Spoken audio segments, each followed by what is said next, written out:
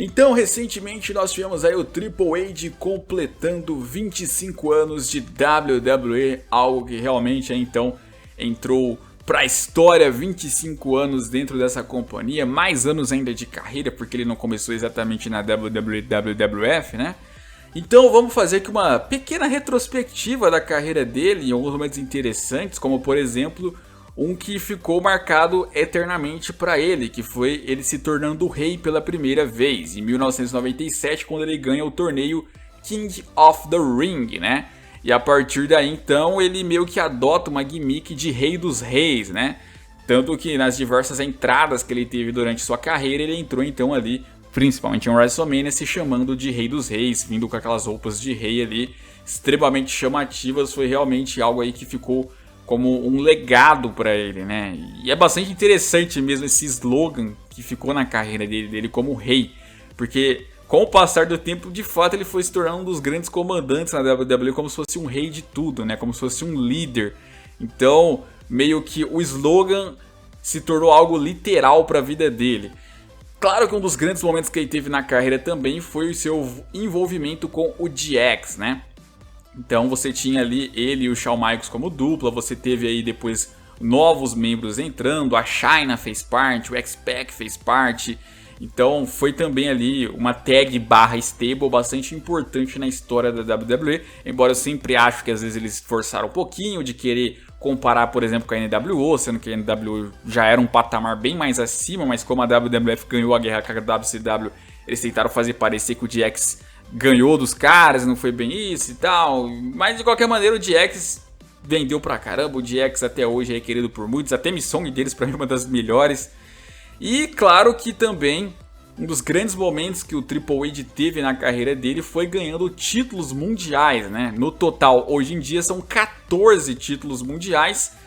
O momento talvez que ele mais entrou para a história, ou vocês podem discutir se houveram outros, mas para mim foi quando ele ganhou o título Undisputed, né? O título indiscutível na WrestleMania 18, quando ele derrotou o Chris Jericho e pegou lá então os dois títulos mundiais, o World Heavyweight, aquele dos pesos pesados, e também ali o título mundial da WWF. Na época, inclusive, ali a sua esposa Stephanie estava de mal com ele, estava unida com o Chris Jericho, né? Tanto que até hoje muitos fazem piadinhas com isso, de que o Chris Jericho teria pegado a Stephanie de verdade, algo assim. E de qualquer maneira, ele ganhou o mundial lá, acabou com a Stephanie, acabou com o Chris Jericho, pegou o título e depois pegou a Stephanie de novo, né? Então, o cara é tão foda que pegou tudo. Não dá pra esquecer, claro, do envolvimento dele com o Shawn Michaels. Eu disse que eles fizeram uma aliança, mas eles durante muito tempo também rivalizaram, né? Quando ele trai o DX numa história bastante interessante ali, que o DX tinha acabado de voltar, e aí depois, lá no show seguinte, ele simulando que alguém teria atacado o Shawn Michaels, e ele ia encontrar esse alguém, e depois descobrem que na verdade foi o Triple H mesmo que atacou o Shawn Michaels ali, né, e tava zoando com a cara dele, só que ele queria proteger o Shawn Michaels, queria mostrar pro Shawn Michaels que ele é mais forte. Enfim, foi uma rivalidade que durou por anos ali, uma rixa pessoal dos dois e que rendeu combates incríveis, sangrentos, brutais. E aí, óbvio que depois também teve envolvimento dele com o Evolution, né, uma das grandes stables da WWE ali, Triple H, Batista, Ric Flair e Randy Orton, né. Os membros eles encaixaram certinho ali aquele estilo deles, como se fossem mafiosos, magnatas ali, executivos, mas que sabiam brigar ali. Era uma mafiazinha que eles tinham, e o Triple H ali como um dos líderes, o Ric Flair como um mentor, o Randy Orton como uma jovem promessa, e o Batista era o cão ali que batia em todo mundo por eles, né? E as histórias que foram envolvidas ali, com o Randy Orton conseguindo feitos que o Triple H não conseguiu, o Triple H com inveja dispensando o Orton, depois o próprio Batista conseguindo ter destaque, o Triple H tentando fazer a cabeça dele não conseguindo, e o Evolution acaba se rompendo.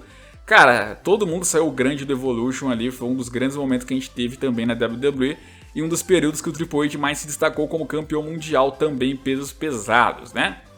Aí ele passa por um período dele meio que twinner, né? Porque ele enfrentava muito heel, mas enfrentava muito face e conseguia bater nos dois. Ele conseguia derrotar nomes ali até fortes, limpo, né?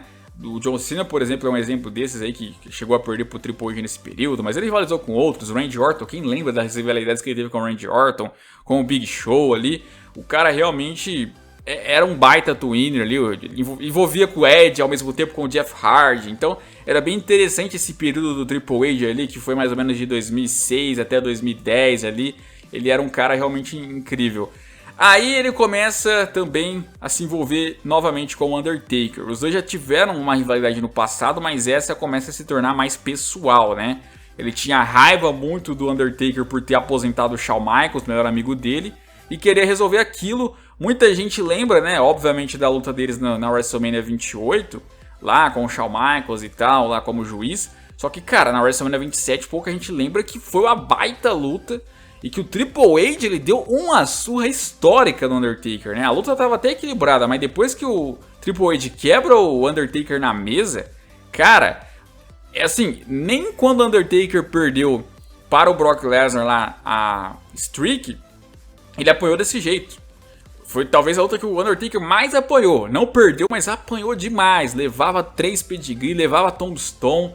Tava sendo humilhado, né? Tanto que no final ele foi ganhar ela com um golpe de sorte, entre aspas, né? Faz o Hell's Gate ali. Hell's Gates meio que, tipo, o golpe final, não soltou mais, desmaiou o Triple H e aí conseguiu ali ganhar dessa maneira, mas não conseguiu nem levantar para comemorar. Foi a vitória mais suada da carreira dele ali, foi algo realmente chamativo. E aí ele se torna um executivo, né? Depois dessa derrota aí, o Triple H, até antes da WrestleMania 28, o Triple H se torna um cara executivo, se torna um cara ali então que começa a aparecer mais de terno, começa a discutir mais contratações de talento, começa a falar que ele tá pensando no futuro da WWE a partir de lá, né? E deixa outras questões de lado, né? E aí, eu acho também um período da hora, eu acho que um período que ele muda um pouco, ele se torna um cara mais sério, se torna um cara ali diferente, que tinha uns discursos interessantes, que promove muitos nomes novos ali então, né? Pra entrarem pra WWE, todo o envolvimento dele com o NXT, mas isso é até mais fora das histórias, mais fora da Kayfabe. Dentro da Kayfabe, isso consequentemente depois traz o começo da autoridade, né? Traz lá então ele se aliando ao Randy Orton, traindo lá o Daniel Bryan, se aliando ao Shield em certos momentos, trouxe o Kane, trouxe o Seth Rollins ali, as traições, e as alianças também para aquele Survivor Series 2014, e a autoridade então tendo ali sendo montada, foi um dos momentos também mais marcantes que a gente já tivemos na WWE. E o Triple H não aparecia sempre, mas ele era o principal líder, era o principal mentor aí dos caras que faziam parte dela, era ele que apagava o fogo ali quando eles começavam a se desentender, era ele que dava os conselhos ali para cada um. Então foi muito interessante também esse papel dele ali por trás desses caras. E claro que depois, quando todos esses caras falham, né, quem tinha que aparecer era ele mesmo, era o próprio Triple H, né? E aí então aquele retorno dele no Royal Rumble em 2016, onde ele ganha o combate e conquista o título mundial, que valia o título mundial naquele Royal, foi assim um grande momento, né? Um momento espetacular. Ele ganha o mundial, mesmo apesar de velho, né? Fazia muito tempo que ele não ganhava o título mundial, que ele disputava o título mundial, fazia 6 anos, né? Se eu não me engano, eu posso estar enganado, mas eu acho que até antes de 2010 ele não tinha disputado, né? Acho que em 2010 até tentou disputar, mas depois de 2010 eu não me recordo se ele disputou o título mundial alguma vez. Acho até que tenha sido em 2009, por aí. Ou seja, cerca de 6 anos que ele não disputava o título mundial. Não era nem que ele não ganhava o mundial, ele não disputava, cara, ele não tentava, né? Parecia definitivamente que não ganharia nunca mais, ele ganhou ali, ganhando um Royal Rumble match ainda. Foi um dos momentos mais legais pra mim também, ali assistindo o Triple H. Porque, óbvio, ele teve outros momentos ganhando títulos importantes na WWE, igual o City ali, já teve um momento que ele ganhou os 2 títulos ao mesmo tempo numa WrestleMania, mas eu não tinha visto ao vivo, né? Vendo ao vivo assim foi realmente incrível. E depois disso ele passa por uma outra fase ali, né? Ele fica um cara mais ausente, volta uma hora ou outra, enfrenta ali um Batista, enfrenta um Undertaker na Arábia Saudita, aí se une a Stephanie ali pra enfrentar a Honda junto com o Kurt Angle. É umas coisas mais aleatórias assim, umas realidades mais picotadas. Já começa a demonstrar cada vez mais que ele está se aposentando dos rings, tanto que não participou nem da última WrestleMania 36, que foi uma pena, já que ele sempre consegue manter boas rivalidades. Mas é o Triple H, né, cara? É o Triple H, ele ainda assim, no que forem utilizar ele em breve, com certeza vai ser algo interessante, porque o Triple H traz coisas interessantes, ele proma muito bem, ele é um cara assim que muita gente pode questionar a qualidade dele em ringue, se ele realmente é um dos caras mais talentosos, e não é um dos caras mais talentosos da história. Mas Em personagem, olha, eu vou te falar, ele entra no top... Eu vou falar top 10 porque falar top 5 às vezes pode ser um pouco assim, ousado demais, né? Talvez tenha uns 5 caras que tenham atuado bem nos seus personagens melhor que ele. É difícil montar uma lista. Mas no top 10 eu acho que ele tá assim. Agora, uma coisa é fato, né? Ele dá uma aula para os superstars atuais, né? Eu acho que nenhum aí que surgiu recentemente consegue ser um personagem melhor do que o Triple H sempre foi. Talvez alguns aí vão discutir, mas o Bray Wyatt atua muito bem.